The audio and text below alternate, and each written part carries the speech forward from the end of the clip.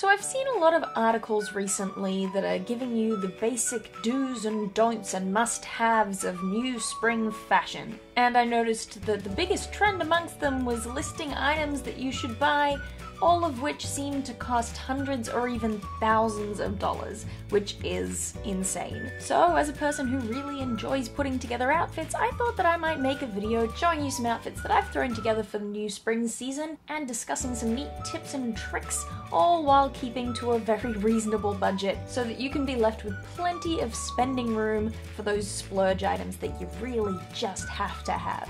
I'd say a solid 2/3 of the clothing items I wear in this video came from op shops, thrift stores if you're American, and then almost every other item didn't cost much at all. First big tip is gonna be to pick a color theme. I suppose you don't have to do this at all, but I find it really helps when putting together an outfit to pick 1 or 2 colors that are going to run through the whole ensemble. I've ended up with an accidental color theme for the whole spring season: whites, maroons, and blues. For a day-to-day outfit, it could be something as simple as matching your shoe color to your jacket. I rarely wear belts in day-to-day life, and so I very quickly gave up on the pretense, like 50 seconds in. Fashion articles online like to talk about must-haves, and I think a flannel, or a flannel if you're Australian, is one of those classic staple items, much like a classic pair of aviator sunnies. In keeping with the color theme idea, I got mine in a sort of a rose gold tint so that it would match well with my reds. An interesting fashion trend popping up in a lot of places this year is a mixing of eras. For example, here I'm wearing 50s style jeans with a 70s style ringer t-shirt. I have a flannel tied around my waist like a grunge teen from the 90s, and layering another classic staple, the denim jacket over top, brings it into a post-Riverdale world. If Jughead can do it, so can we all. Now, I'm a total pop culture geek, so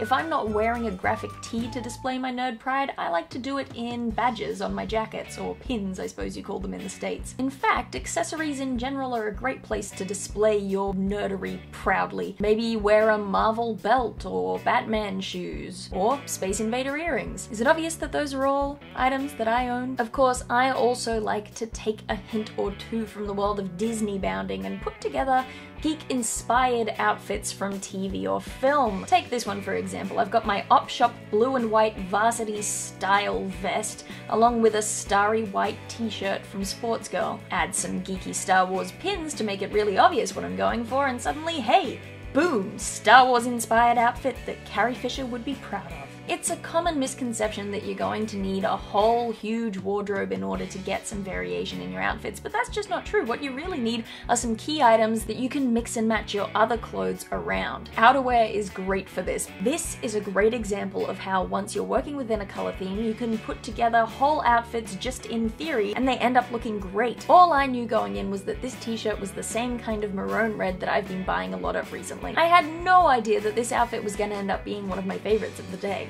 I discovered that there was still a tube of lipstick in my jacket pocket from my trip to Melbourne VidCon, and I found out that a viewfinder is a terrible substitute for a mirror, so I had to go and put it on properly before we could talk about this. Generally, if you want your reds to match, you should match bright warms with bright warms rather than with bright cools. It's like a whole thing.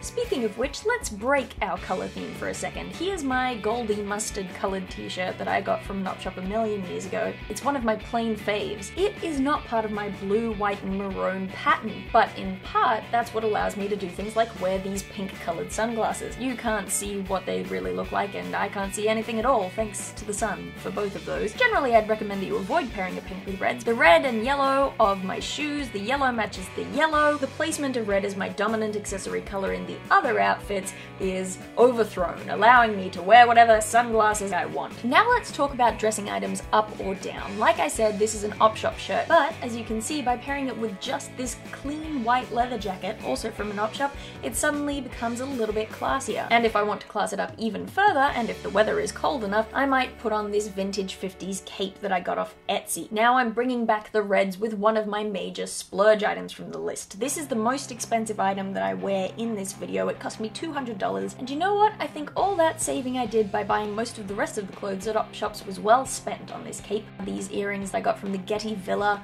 on my second trip to California. They were made by a local artist, and they are pomegranates, symbolically and thematically perfectly matched with the springtime. They also tend to match my reds and draw them up around my face. This cute little sundress is one of my favorite things I found recently, and it carries both the maroons and the blues along with its predominant white. The pomegranates match it it perfectly, as you can see, and it's another great item for dressing up or down as is appropriate, so you can wear it for any occasion. Here I wear it with my cape and a pair of simple riding boots. Ordinarily the cape is enough of a statement piece on its own that I don't like to wear too many patterns that will draw attention away from it, but I adore the way you catch glimpses of the dress pattern underneath. For something a little bit more like a party or a rock concert, you've got the boots and the leather jacket come back out, as well as the aviators, once again drawing that red up and through the whole outfit. Something else to think about is accessorizing within themes, springtime, flowers, growth, or accessorizing in an ironic juxtaposition of theme. I've got my floral dress, and here are my skeletal hand earrings, which I adore. Pairing flowers with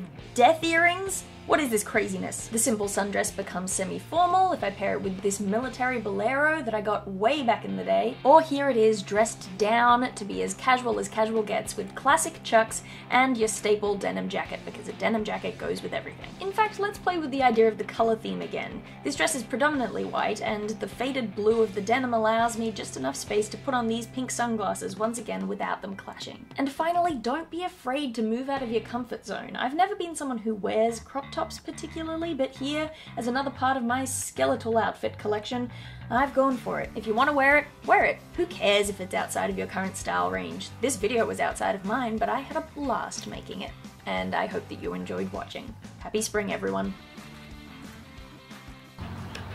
So that's my look. This is beautiful.